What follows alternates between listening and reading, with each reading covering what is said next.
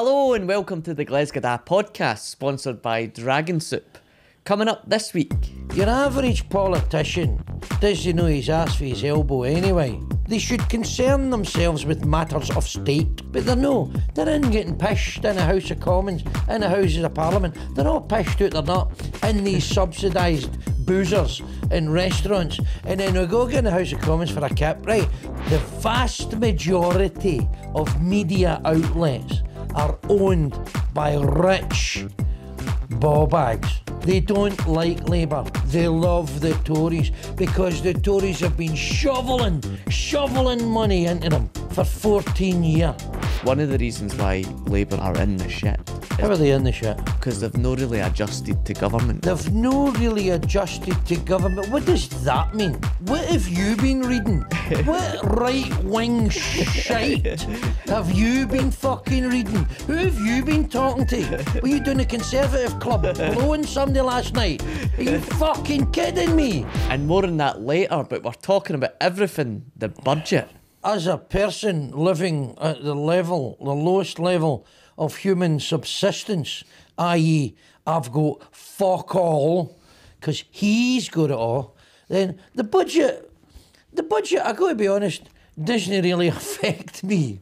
I mean, the idea that you could raise tax on an old pensioner and fuck me over when I'm already living on a can of beans a month is... So it doesn't affect me. But the good thing is I always, I have a look at the budget.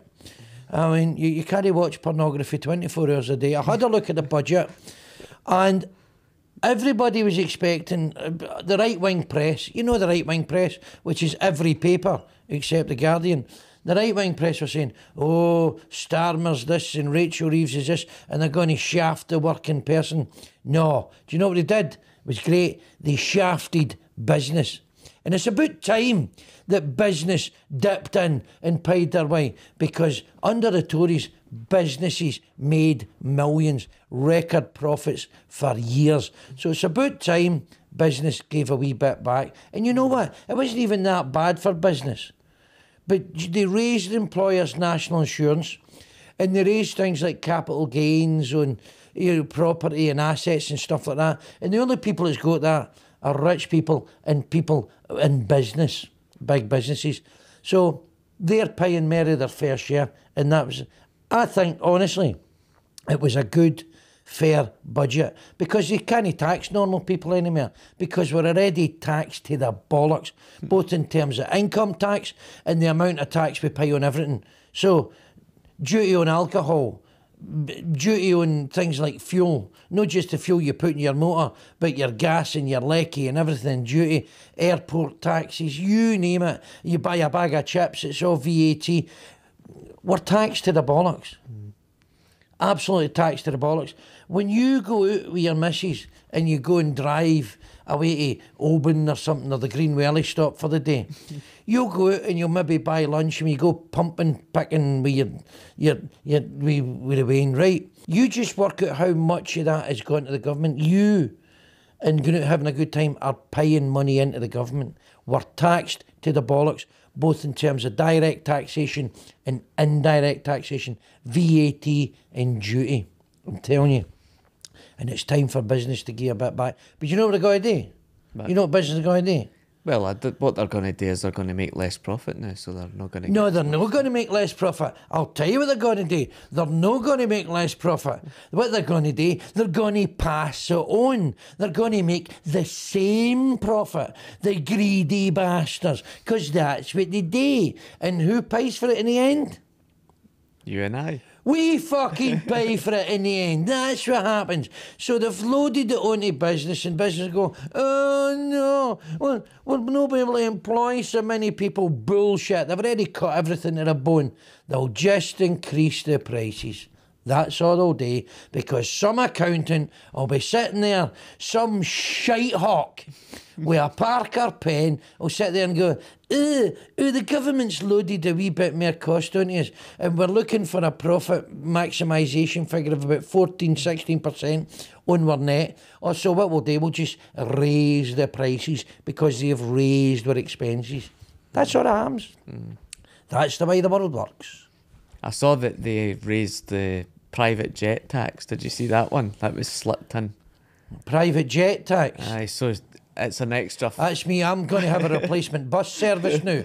I was going to hire a private jet to go to Oban. But no, I'm not going to bother. I'll just go in that mad bus. The CityLink bus.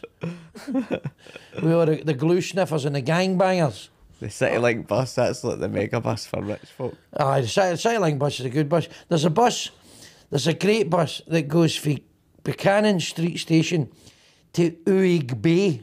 Right. Do you know where Uig Bay is? Somewhere I've no intention of going. No. It's beautiful. Open. It's in Skye. Oh, Skye. No, it's in Skye. It's on the western side of Skye. So the bus, it leaves Glesga, it goes up Loch Lomond side and up, it goes to the Greenwelly stop, and then it goes up through Glenorchy and then through Glencoe and then up to Fort William. Then it goes to Fort Augustus and then up the side of Loch Ness and out via the A87 towards Kyle of Lacolche via Elan Donnan Castle and then on to Skye to Uig Bay. I mean, it's a village and it's a port, so you get a ferry for Uig to Stornoway. Right. But it's beautiful as the bus comes down the mountainside and you see Uig Bay and you don't know where the sea ends and the sky begins. There we go. Magic place. Get on a CityLink bus, pack some pieces and a bottle of ginger and go to Uig Bay. I must have missed that in the budget. Did she subsidise that route or something? No, I don't know. I mean, I don't know how much it is now, but it's a lovely bus journey.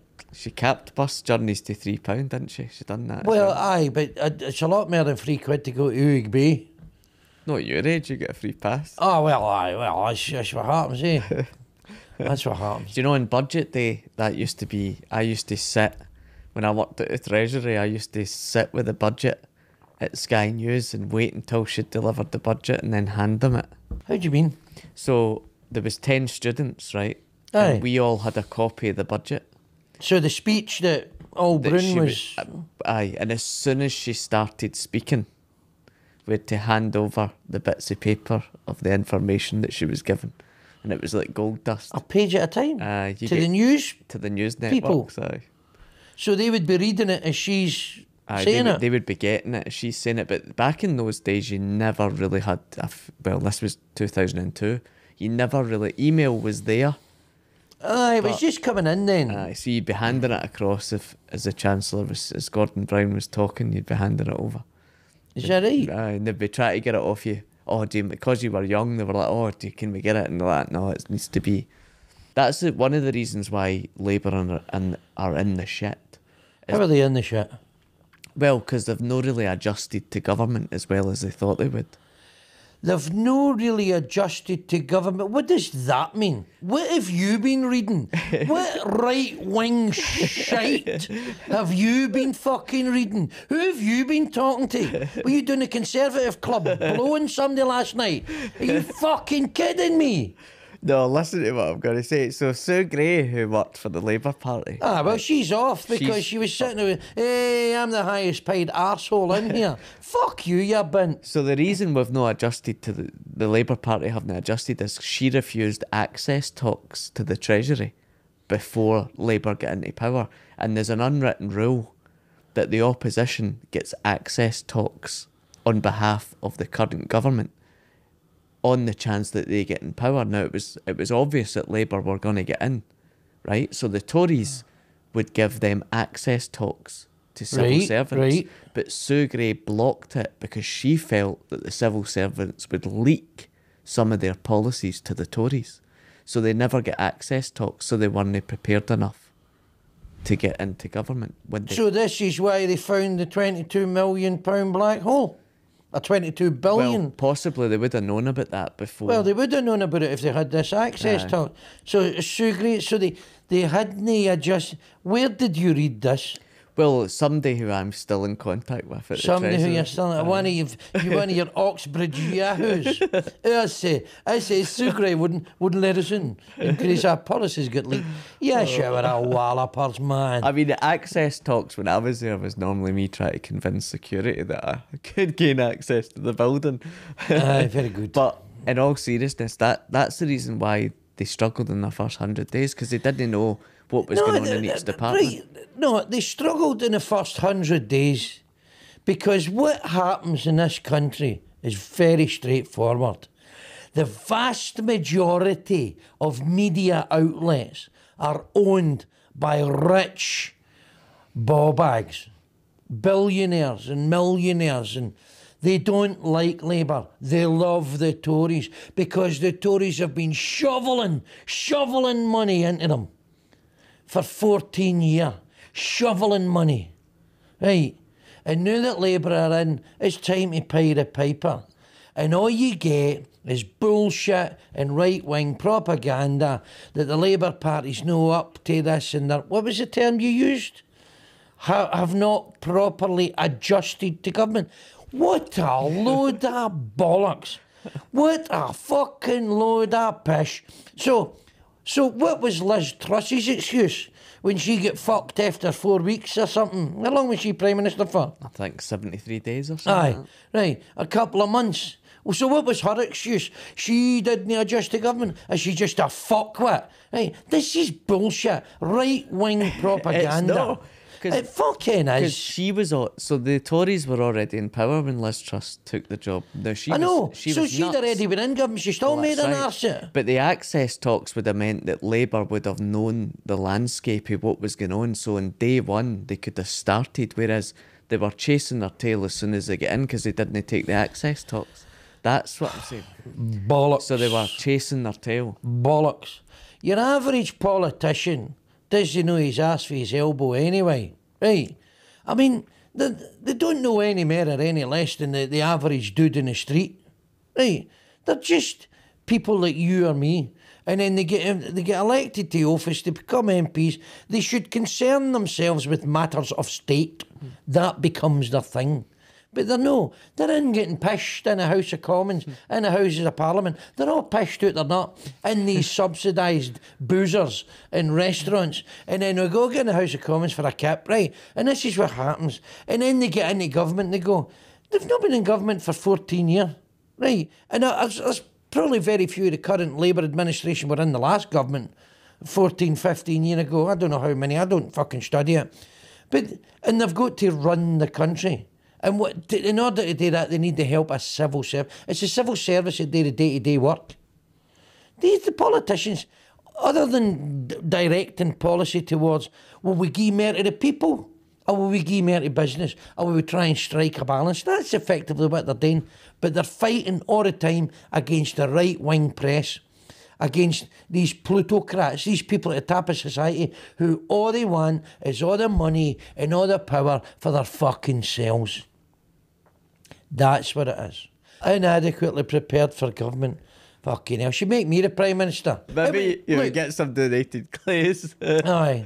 But it was a good budget. They're making business pay Mary this shortfall is coming for business, but business will just pass it on.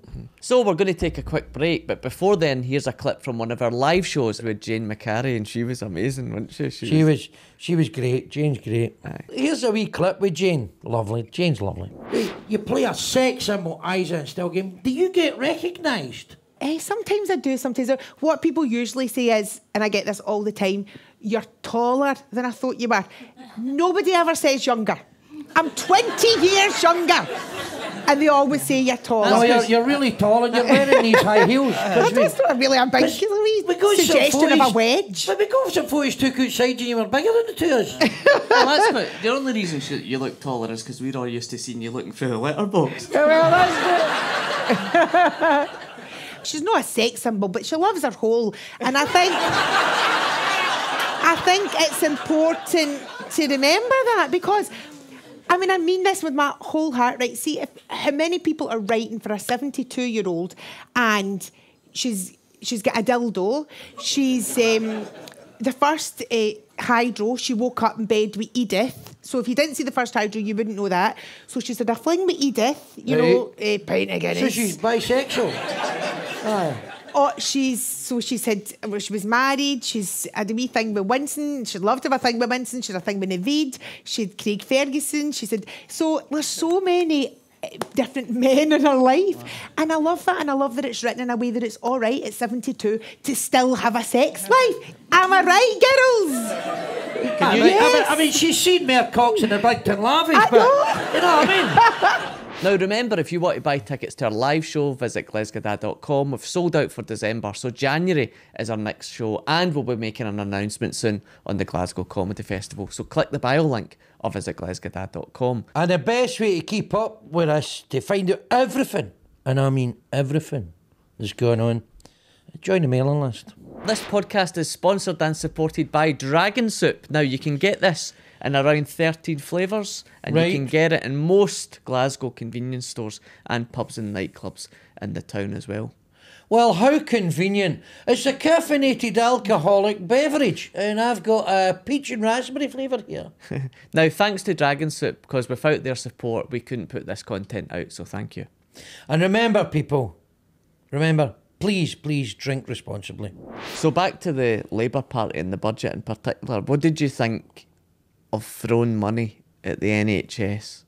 Because this is a big problem. That Throwing money at the NHS? You mean adequately funding, properly funding the NHS? Well, that's the problem. They're not properly funding it. No, I know it. So they're not throwing money at it. They're increasing the funding that should have been apportioned to the NHS. Because what they've been doing over the course of the last 15 years is they've been underfunding the NHS. Now, what's interesting is more people, because of the waiting lists have been increasing, more and more people have gone to the private sector and got, you know, procedures and all that done through like Bupa and fucking Nuffield Health, fuck knows, whatever, the private healthcare.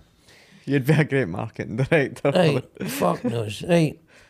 Because the fact is, the waiting lists are getting longer because the National Health Service has been underfunded and has been mismanaged. And that's a classic ploy of capitalism. You underfund an institution, it starts to fail, people get pissed off, and then you hand it over to private capital.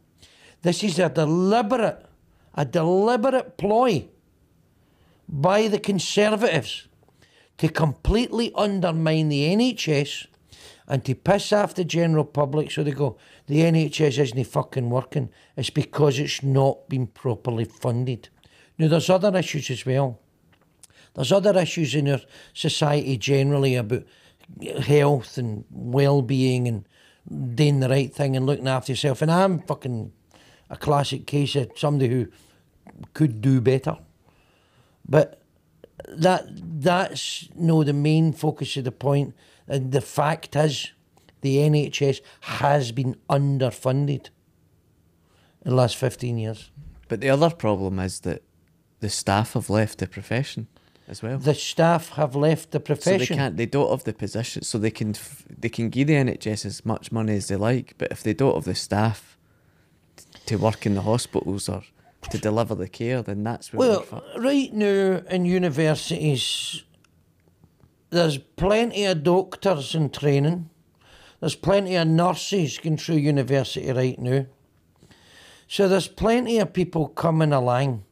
Sure, there's greater demands are made on the NHS, but if it was properly funded 15 years ago, we wouldn't have these problems now. So it's time to turn that around, but it's like a big ship. If you're 10 miles for the coast and it takes you 15 miles to stop, then you're going to hit the fucking shore. It takes a long time to turn around a big ship. So what are you thinking then? Do you think our 5-year plan's going to work? Well, it's better than a kick in the balls, right? Well, so what would you do? Do nothing. We've got to put more money into public services because 14 years of Tory mismanagement and austerity since the 2010 general election has starved the public sector of funding. You look at councils, you look at local councils, the services are stretched to the bone. And we're being taxed at a higher rate than any time in history, right? So you've got a situation where you can't tax us anymore. We're already taxed their bollocks directly and indirectly, yet public services are at breaking point. So the only thing you can do, you've got to find money for somewhere to fund these adequately, because they've not been funded adequately. Because what happened is successive Tory governments in the last 15 years have been taking all the public money, giving it to their mates in the fucking private sector, all these robbing fucking cocksuckers, right? They've been giving it all to them, and it's all been fucking disappearing into their bank vaults. And they've been underfunding public services, so they need to find money for somewhere, and it's businesses' turn to pay their way. Because they've had it fucking too easy for too long. Where's all the money that went on PPE contracts? Where's all that money? Where did all that go? All that money was just handed over to these fucking millionaires that are already up to their balls in money. And they gave them even more. Where's all that money went? Fucking never saw that again. That's public money. Went into the pockets of these fat bastards. Well, that's something she appointed a COVID commissioner to go after these folk. Quite right. Let's get the fucking money back. But folk are saying it's all tied up in contracts. You can't. That's the thing. Ah, it's all tied up in contracts. You got a fucking receipt. You got a fucking receipt. There's the receipt for the money I gave you. Where's the gear? Where's the stuff I paid for? Fucking give the money back. Up yours. You think the government can't do that? Well, fucking bollocks. We'll soon find out. And then the other thing that we've discussed outside the podcast is this whole post office scandal, and she allocated 1.6 billion, which is almost the price of a first class stamp. To give what to pay reparations. Aye. Well, I mean these poor people in the post office. I mean, everybody saw that programme with Toby Jones. Aye. Right. They're getting accused of theft and fiddling, and all the time it was this software that was bugs in it. It didn't work. And also, and the liars, absolute liars, they had access. The idea, the notion that a software system was rolled out to an organisation so big, and the people at Fujitsu never had access in this day and age, never had a backdoor into the system, is bullshit. Bullshit. Anybody who's ever worked in technology knows that if you sell a piece of technology, any technology, the techies can get in through a fucking telephone line, can get into the technology, can get into the software platform. So that's bollocks. The idea, nobody believed that. You telling me Fujitsu didn't have access to that system? They says they didn't. Fucking unbelievable, because I used to work in the telecoms and data game way back in the 90s and the early 90s. And we could go in to a telephone system, a data network. We had an access to that because we're the people that maintained it, and we could look at every aspect of it. So you think it's right they all get compensated? And I worked for a fucking 2Bob company. So you think they should all get compensated for that? Fucking absolutely correct, absolutely. And what about a step further about compensating for slavery and the slave trade? Is that the next thing that's going to come? Where's the... Right, wait a minute. There's two aspects to this. Okay. Britain, as a colonial power, got 200 years worth of free enforced labour. 200 years of free labour on slave plantations in the Americas and in the Caribbean. What sort of wealth did the British Empire accrue as a consequence of that? Instead of, if they paid them all $12, $14 an hour, or the equivalent in fucking 1650 or 1730. do you know the most mental thing about it all? Is see at the time, see when they abolished the slave trade, they paid compensation to the plantation owners. That's correct. And also after the American Civil War as well, the Emancipation Proclamation, when they basically freed the slaves at the end of the Civil War, they paid the plantation owners who were slavers in the antebellum period, they paid them damages for these assets. The slaves were seen as assets. And you could see why that was, right? They never had that free labour anymore.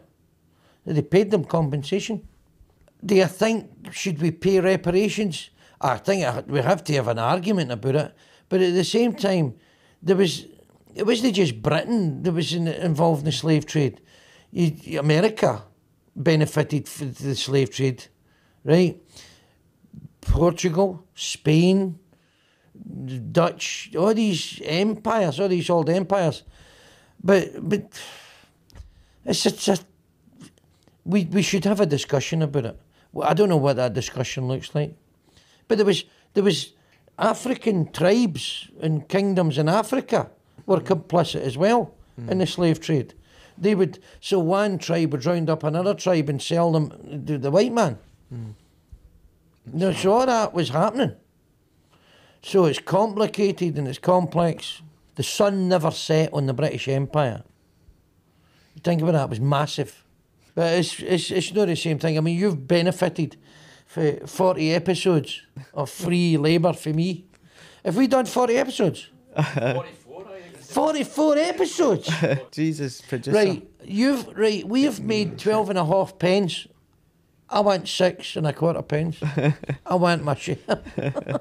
And talk about giving us our share. Remember, it's only a tenner a ticket to come and see us at Blackfriars. Although we're doing a double recording in January. It's a wee bit more. I'm not sure how that's kind of going to work, but we're recording 2 shows at once. Aye, so in January we're doing 2 in the shows. same. Aye. So how long have we got the room booked for? But enough time. In Blackfriars. Aye, so we've got enough time. I'm being double shifted now. I'm being fucking double shifted, man. I'm the golden goose and he's fucking hit me on the head with a hammer. You need to watch him, he's fucking evil. Evil. Curiously enough, we've got a lot of listeners across a wide geographical spectrum. I mean, so we shout out, there's Gavin for Parkhead. I met him in the Asda, right? And he says, "Where's my shout out, you ball bag?" And I went, "There it's all right, Gavin. There's your shout out, pal." Right. And there's also. But we've also got people for Torrance. So for Parkhead to Torrance, I mean, that's 6 mile away as the crow flies. Not only have we got people for Torrance, we have Wally in Edinburgh. And by the way, this is far away, even further than Stranraer. We've got Peter, who tunes in Cape Town. Aye, so he left. South Africa. Aye, so people know where Cape Town is, or no? No, but did you know where it was? Aye, of course I did. Here's a few, right? So we've got, obviously, Peter in Cape Town, who left Shawlands in the 1980s. For Shawlands to Cape Town, man. I tell you what, you should see Shawlands now. They've done it up. And then we've got other shout. We've got Kenny for Wishaw, or Wishy. Kenny for Wishy. Aye, Wishy. John Higgins is for Wishy, the Wizard of Wishy. Yes, James in Croatia. Croatia? Aye. James, what's he doing in Croatia? He's listening to this. Fuck's sake. Is he in Dubrovnik, or is he in Split, or is he... I don't know. I don't have him on the line. I like Croatia. Have you been to Croatia? No, but I want to go. I've been to Dubrovnik. Right, It's James. nice. James, we're coming to see you in Croatia. Aye, we're coming to Croatia. We've got Blanca and Andy in Barcelona. Blanca? Aye. That's white. White? Blanca? Blanca. That's just white. Aye, Blanca. Is it and Andy White? No, it's Blanca and Andy. Barcelona. Blanca's a person. Aye. We've got I think that's his fucking dog or something. Blanket. aye, we've got Simon. Now we know where Tintin ended up. What's that all about? It's your bunch, isn't That it? cheeky bastard, man. It's your bannet, my man. He'll be getting blocked for the podcast. Cheeky bastard. Now remember, it's great to hear from you, so please in the comments tell us where you're listening from, and who knows, we might be there to visit you soon. Yes. Not doing the podcast, just in your spare room or something. And be careful when your head's up your ass, it'll echo. So anyway, that's all we've got time for, but here's a clip that you decided was your most favourite from last week. Am I allowed to ask, like, is it... You can ask anything you want. So see compared to like wages nowadays, Yeah. what would you have been on, like, at your prime at Celtic or West Ham? No, it's not Celtic, but didn't have $5,000, something like A week? that. And what year would that have been then? 80s and 90s. Jesus. So then that was like... I retired in 96, so that was just when the Premier League came in at 93, it was just starting. Did you have agents then as well? So Aye, you would have an aye, I agent had an agent, representing you yeah. and stuff. Well, your Bob agent was... Bob McMurdo. Paul McMurdo. Agent Orange. And remember, you can help us out by sharing the podcast. So on any platform, social media, please, if you can't make it along to the live shows, the very least you could do is share the podcast. And tell your friends if you enjoyed it, but if you didn't, Fuck off.